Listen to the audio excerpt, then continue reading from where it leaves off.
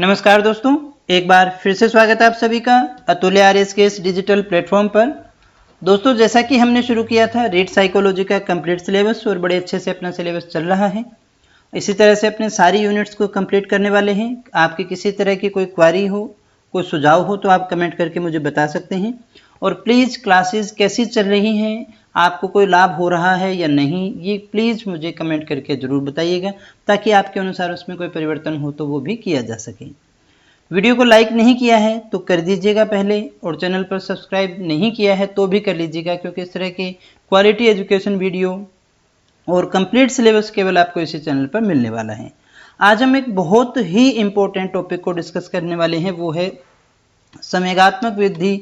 संवेगात्मक बुद्धि को इसलिए मैंने कहा कि ये बहुत ज़्यादा इम्पोर्टेंट इसलिए रह जाता है, ये हमारे सिलेबस में क्वेश्चन इसका आए न आए, एक क्वेश्चन आ भी जाता है, लेकिन आपकी जो सफलता है उसके अंदर उसका बहुत बड़ा योगदान होता है। एक सुखी जीवन के लिए संवेगात्मक बुद्धि एक व्यक्ति में होनी बहुत ही अनिवार्य होती है। अगर आप आज इस कॉन्सेप्ट को समझ गए तो न केवल आप परीक्षा की दृष्टि से आपको लाभ होने वाला है, और जीवन में भी आपको इसका बड़ा फायदा होने वाला है। तो पूरी क्लास को ध्यान से सुनिएगा।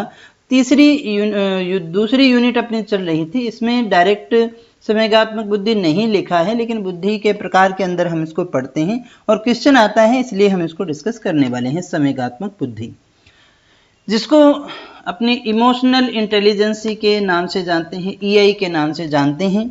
और अब तो ये भी माना जाता है कि व्यक्ति की सफलता के अंदर अगर आईक्यू और ईआई का सफलता का रेशो निकाला जाए तो आईक्यू का 20% ही योगदान होता है, जबकि 80% जो योगदान होता है वो ईआई का होता है।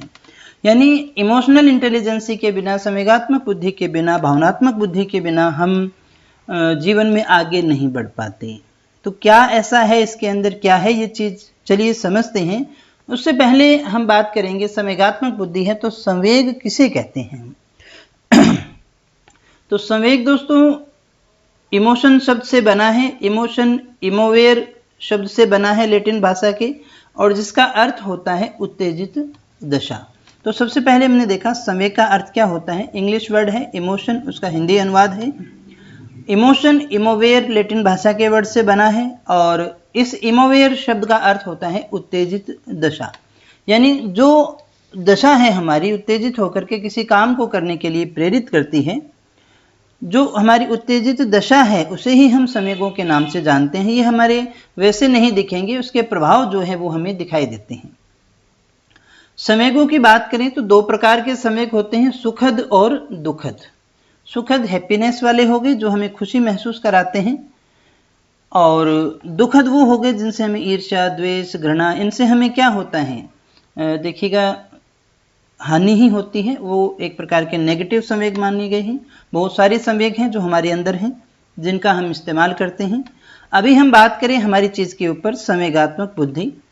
बुद्धि का ऐसा प्रकार जो हमें व्यक्ति की विचार प्रक्रिया का सदुपयोग करते हुए खुद के, अन्य के संवेगों को समझने, पहचानने, समझने और उनका अच्छे प्रकार से प्रबंधन करने में सहायता करती है।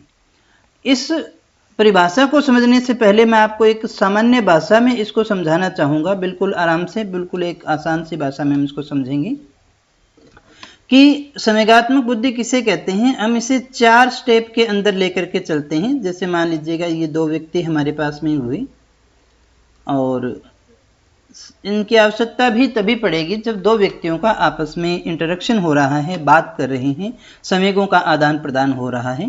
तो इसमें 4 कंडीशन हो सकती है जब भी ये 2 व्यक्ति आपस में कोई ना कोई बात कर रहे हैं। नंबर 1, जब भी ये व्यक्ति कोई बात कर रहा है तो उसके अंदर, खुद के अंदर क्या आ रही हैं, संवेग आ रही हैं, स्वयं। तो वो स्वयं के संवेग को समझेगा। सबसे पहले तो वो क्या करेगा, अपने संवेग को समझता है। फिर दूसरे स्टेप के अंदर वो क्या करेगा, दूसरे के संवेग को समझेगा, दूसरे के संवेग को समझेगा, इसके संवेग को समझेगा।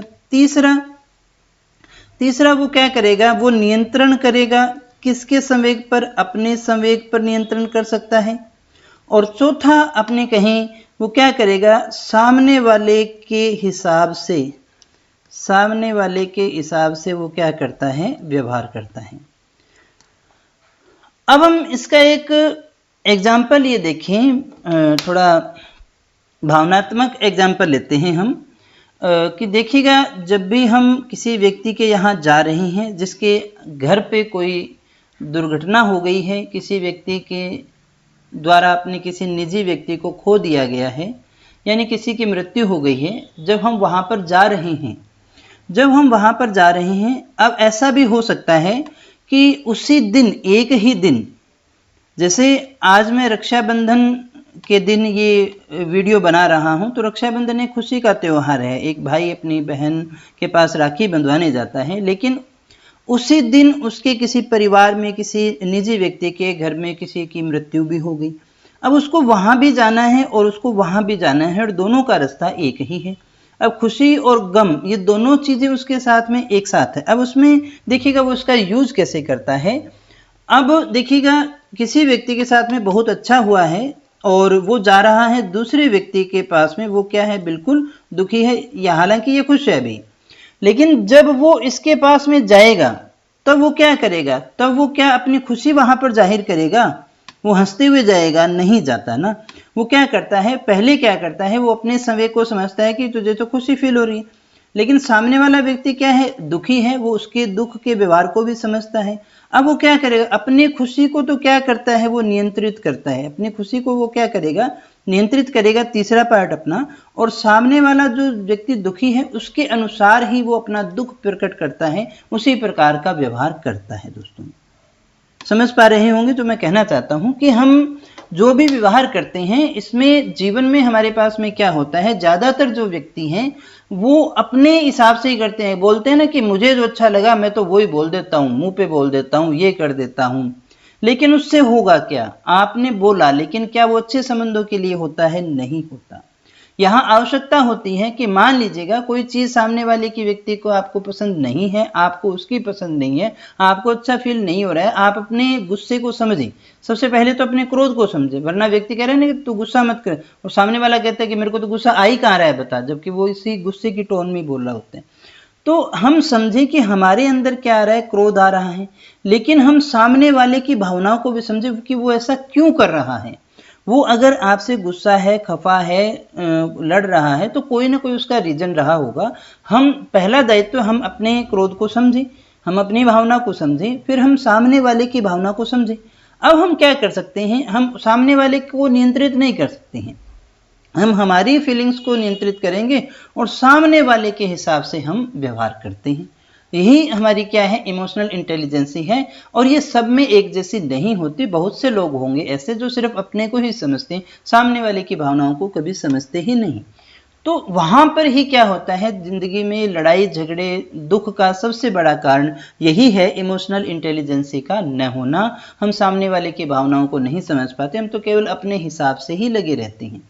अगर आपको किसी से कोई काम करवाना है तो सामने वाले की भावनाओं को समझ करके ही कमा सकते हैं, करवा सकते हैं। किसी व्यापारी के अंदर ये गुण सबसे ज्यादा होता है।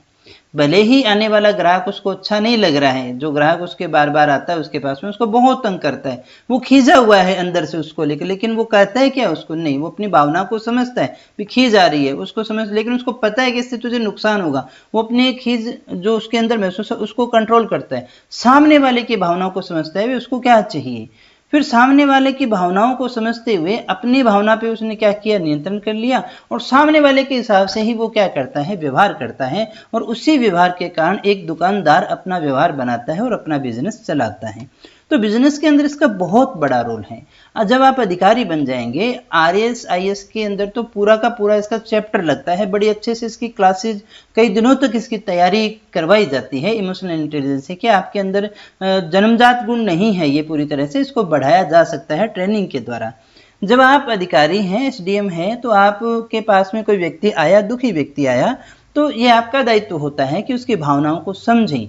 आप चाहे किसी काम में बिजी हो सकते हैं, लेकिन आपका दायित्व वहां पर है, आप उस अपनी बिजी को एक तरफ छोड़ें, सामने वाले की भावनाओं को समझें, उसकी समस्या को दूर करने का प्रयास करें। यही वो चीज है जो हमारे संबंधों को जोड़ती है और हमें आगे बढ़ाने में मदद करती है।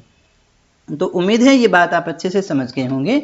सिंपल सा एक लाइन में दोबारा दोहरा देता हूं कि जब हम किसी से व्यवहार कर रहे हैं तो हमें अपनी भावनाओं को समझना है, उसके ऊपर कंट्रोल करना है, सामने वाले की भावनाओं को समझता है, उसकी इज्जत देना है और सामने वाले की भावनाओं के अनुसार प्रबंधन करते हुए उचित व्यवहार हमें करना होता है। यही हमारे व्यवहार का मूल मंत्र है, यही हमारे संबंधों की जड़ है, यही सब कुछ है, यही जीवन की सच्चाई है और यही जीवन की सफलता है, यही आपके जीवन में सुख लेकर के आने वाला है। पूरा बड़ा टॉपिक नहीं है, कभी आरएस की क्लासेस में आप पढ़ेंगे तो वहां पर हम इसको बड़ा अच्छे से लंबे टाइम तक डिस्कस करने वाले हैं, लेकिन जितना आवश्यक था उससे ज़्यादा हमने इसके विषय में डिस्कस किया। आइए अब जो किताबी भाषा है उसको भी थोड़ा सा समझ लें। संवेगात्मक बुद्धि क्या है? बुद्धि का ऐसा प्रकार है जो हमें व्यक्ति की विचार प्रक्रिया का सदुपयोग करता है, जो हम विचार कर रहे हैं ना उसका सदुपयोग करते हुए खुद के तथा अन्य के संवेगों को जानना। वो खुद के संवेगों को भी समझेगा, सामने वाले के संवेगों को भी समझेगा और उनके अच्छे प्रकार से प्रबंधन, संबंधों का, संवेगों का मैनेजमेंट करने में यह हमें सहायता करती है। एक लाइन में कहें तो स्वयं के संवेगों को समझना पहली कंडीशन, उनको नियंत्रित करना दूसरी कंडीशन, तीसरी कंडीशन दूसरे के संवेगों को समझना और उसके अनुसार ही व्यवहार करना। ये चार कंडीशन, चार स्थितियां हम इसके अंदर देखते हैं। हम स्वयं के संवेगों को समझें, हम उन्हें नियंत्रित कर सकते हैं, सामने वाले के नहीं।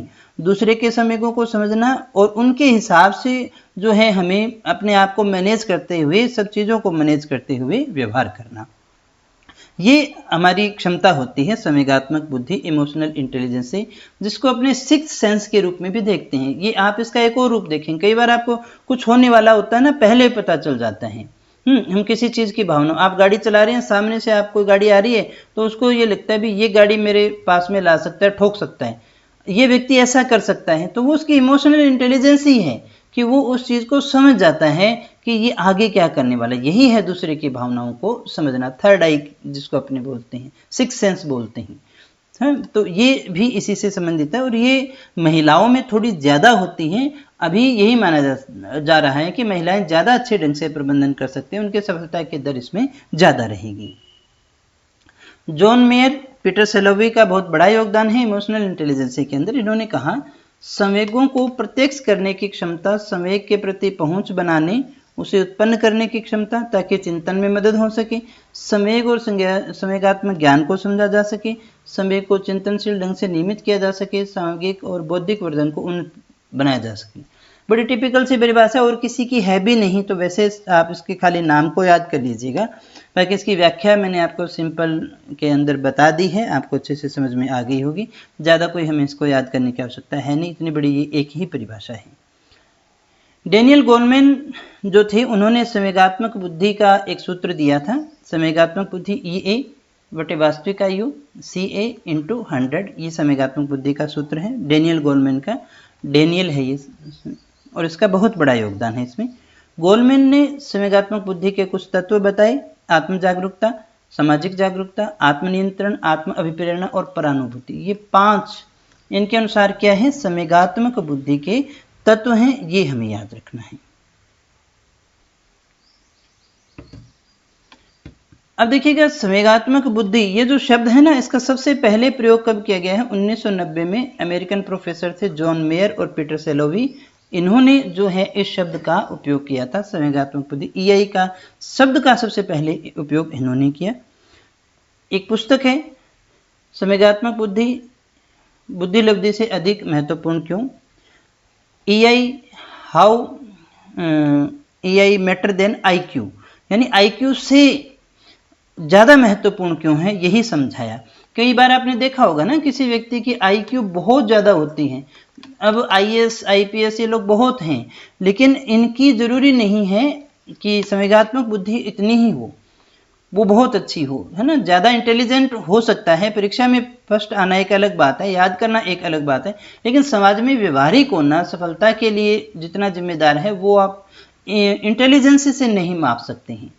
किसी नेता में देखोगे ना आप, तो इमोशनल इंटेलिजेंस ज़्यादा होती है, इसीलिए वो ज़्यादा आगे बढ़ पाता है, वो लोगों की भावनाओं को समझता है, उसके अनुसार ही व्यवहार करता है, इसलिए वो इंटेलिजेंट पर्सन से कहीं भी आगे निकल जाता है।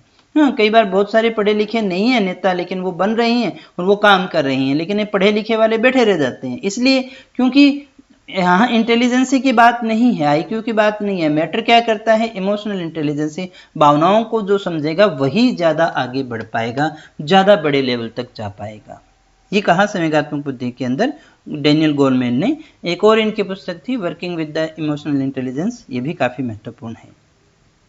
मापन करने के लिए कुछ एक स्केल है, ये mayor emotional intelligence scale John mayor का है, तो याद रह जाएगा। वैसे ही मेयर सेलोवी एंड कारूसो इमोशनल इंटेलिजेंस, ये भी मेयर सेलोवी और कारूसो का है, तो ये भी इसी में नाम आ गए हैं तीनों, तो याद रह जाएगा।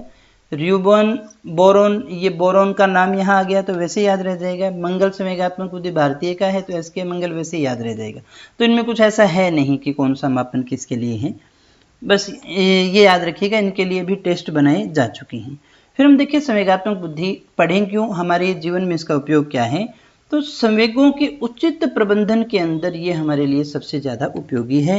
संवेगों का जो प्रबंधन करना है, किसके साथ कैसा व्यवहार करना है, बड़े के साथ कैसा व्यवहार करना है, छोटे के साथ कैसा व्यवहार करना है। क्या व्यक्ति को अपने देखते हैं ना कि वो बड़ों के साथ बड़ों जैसा बन जाता है, छोटे के साथ छोटे जैसा, गांव वालों के साथ गांव वाला बन जाएगा, शहर वाले के साथ में शहर वाला, 5 स्टार में जाएगा तो 5 स्टार वाला हो जाएगा, और किसी गांव की थड़ी के ऊपर बैठ करके चाय पी रहा है तो वैसा व्यवहार उसका हो जाएगा। ये उसके खाली संवेगों का क्या है, प्रबंधन है, जिसकी वजह से वो सब कुछ कर पा रहा है। जीवन के अंदर सफलता दिलवाने के अंदर ये सिद्ध हो चुका है कि आईक्यू से भी ज़्यादा जो इम्पोर्टेंट है वो हमारी इमोशनल इंटेलिजेंसी है, उसके बिना हम सफल नहीं हो पाएंगे। जीवन को सुखमय, संबंधों को सुखमय, शांति प्रिय तभी बनेगा ना जब हमारे संबंध अच्छे होंगे। जीवन में शांति का मतलब क्या है? हमारे परिवार में संबंध अच्छे हैं, ऑफिस में संबंध अच्छे हैं, लोगों से संबंध अच्छे हैं, और संबंध बनाने के लिए संवेगों का आदान प्रदान आवश्यक है, उनको समझना आवश्यक है, इसलिए बहुत ही जरूरी है दोस्तों। कोई व्यक्ति अपने जीवन में कहाँ तक सफल होगा, इसकी भविष्यवाणी में भी ये सहायक होता है। दूसरों के साथ संबंध ठीक बनाए रखने में भी ये उपयोगी है, यानी कितना सफल होगा वो भी हम यहाँ पर बता सकते हैं। तो दोस्तों जीवन में सुख और शांति के लिए इमोशनल इंटेलिजेंसी इतनी बताई जा सकती है, और यहाँ मैं इतना ही बता सकता हूँ। अगर ज़्यादा समझना है तो भाई फिर आपको ऑफलाइन आकर के समझना पड़ेगा, फिर आपके शायद हो सकता है किसी समस्या का निदान हो सके और जीवन में आपके शांति आ सके। और वैसे मैं उम्मीद करता हूँ आपका सभी का जीवन शांतिमय होगा, तभी आप आराम से बैठ करके क्लास को पढ़ पा रहे हैं, देख पा रहे हैं। और मुझे उम्मीद है कि मेरी बताई हुई बातों को आपने समझा होगा। एक दो बातें आप जरूर आप जीवन में काम लेंगे, दूसरों की भावनाओं को भी समझेंगे। केवल अपने हिसाब से ही हमें नहीं चलना है, अपने हिसाब से दुनिया नहीं चलती है, दुनिया के हिसाब से चलती है। हमें उनको समझना पड़ेगा, उनके अनुसार ही उनके साथ में व्यवहार करना पड़ेगा। हम अपने व्यवहार पर कंट्रोल कर सकते हैं, सामने वाले पर नहीं कर सकते हैं। जहाँ हमें बैठना होगा सुधारना होगा सुधारेंगे, जहाँ क्विट करना होगा वहाँ उनको छोड़ना भी होता है, चिपके हुए भी नहीं रहना। कोई अगर टॉक्सिक रिलेशन है तो उनसे हमें बाहर भी निकलना होता है। जो नुकसानदेह चीज़ें हैं, यानी अपने मानसिक स्वास्थ्य के लिए जो भी जरूरी होता है वो यहाँ पर आवश्यक होता है। इमोशनल इंटेलिजेंसी उसके अंदर आपके बहुत ज़्यादा हेल्प करती है। तो कुछ सेवाएं हैं क्लास की, इसलिए मैं आपसे इतनी ही बात कर पाऊँगा। हुआ कभी अपने आमने सामने मुलाकात होगी तो हम बड़े अच्छे से इसके ऊपर चर्चा करेंगे ऑफलाइन में। आज के लिए इतना ही। मुझे उम्मीद है ये क्लासेज आपको अच्छी लगी होगी। दूसरी यूनिट अपनी कंप्लीट हो चुकी है। नेक्स्ट जो क्लास रहेगी अपनी, पूरा इसका सेकंड यूनिट का एक वीडियो आपके लिए मास्टर वीडियो के रूप में प्रस्तुत किया जाएगा, जो आपके लिए काफ़ी ज़्यादा लाभदायक होगा। तो आज के लिए इतना ही। कल फिर मिलते हैं एक नई क्लास के साथ और ढेर सारी नई जानकारी के साथ। तब तक यूं ही बने रहे हमारे साथ। Thank you very much.